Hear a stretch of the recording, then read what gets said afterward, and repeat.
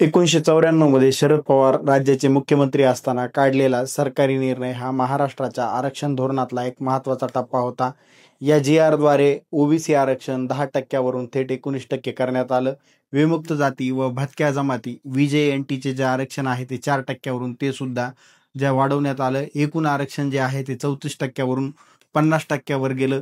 ते याच 23 मार्च 1994च्या जी-आरमुळे. मनोज जरांगे पाटील यांनी अलीकडे छगन भुजबळ यांना स्पष्टपणे इशाराबाजा धमकी दिलेली आहे आणि त्यांनी स्पष्टपणे सांगितलेलं आहे की जर त्यांनी हैदराबाद गॅझेटियरच्या अंमलबजावणीच्या विरोधात विरोध केला तर ते देखील 1994च्या ओबीसी आरक्षणाला सरकारी निर्णयाला न्यायालयात आव्हान देतील, असं त्यांनी स्पष्टपणे सांगितलेलं आहे.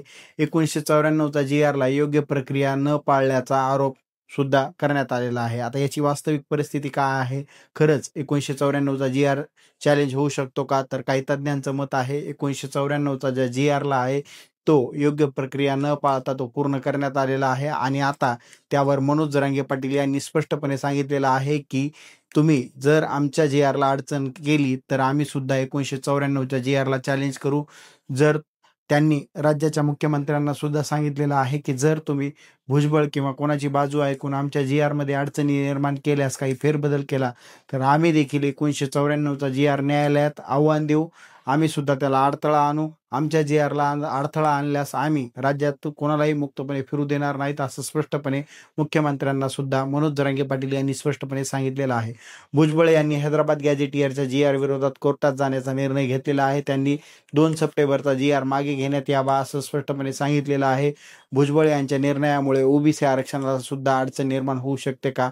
तर काही तज्ज्ञांचं मत आहे वर सांगितल्याप्रमाणे की 94चा जो जी-आर आहे ते योग्य रीतीने पूर्णपणे प्रक्रिया पूर्ण करून पाळण्यात आलेला नाही, असं सुद्धा काही तज्ज्ञांचं मत आहे. महाराष्ट्र सरकारने 2 सप्टेंबर 2025 रोजी मुंबईमध्ये हैदराबाद गॅझेटियरच्या अंमलबजावणीसाठी एक जी-आर जारी केलेला आहे. शासकीय निर्णयाच्या विरोधात आणि मराठा आरक्षणाच्या विरोधात या जी-आरच्या विरोधात विविध न्यायालयांमध्ये आता याचिका दाखल करण्यात आलेल्या आहेत.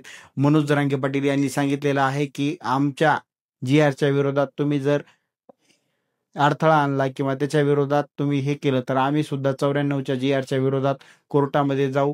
आता मराठा आरक्षणाच्या विरोधात नेमकं कोणी याचिका दाखल केलेल्या आहेत तर नितीन चौधरी यांनी मुंबई उच्च न्यायालयाच्या नागपूर खंडपीठामध्ये याचिका दाखल केलेली आहे. ॲडव्होकेट विनीत धोत्रे यांनी सुद्धा याचिका दाखल केलेली आहे. अखिल भारतीय वीरशैव युवक संघटना यांनी सुद्धा या जी-आरच्या विरोधामध्ये याचिका दाखल केलेली आहे. आता छगन भुजबळ राज्याचे राज्यमंत्री यांनी सुद्धा काय सांगितलेलं आहे तर अखिल भारतीय महात्मा फुले समता परिषद राष्ट्रीय ते अध्यक्ष आहेत. त्यांनी 16 एप्रिल 2025 पर्यंत न्यायालयात याचिका दाखल करणार असल्याचं सांगितलेलं आहे. या सगळ्यामुळे 1994चा जी-आर जो आहे त्यावर सुद्धा आक्षेप नव्याने घेतले जाऊ शकतात.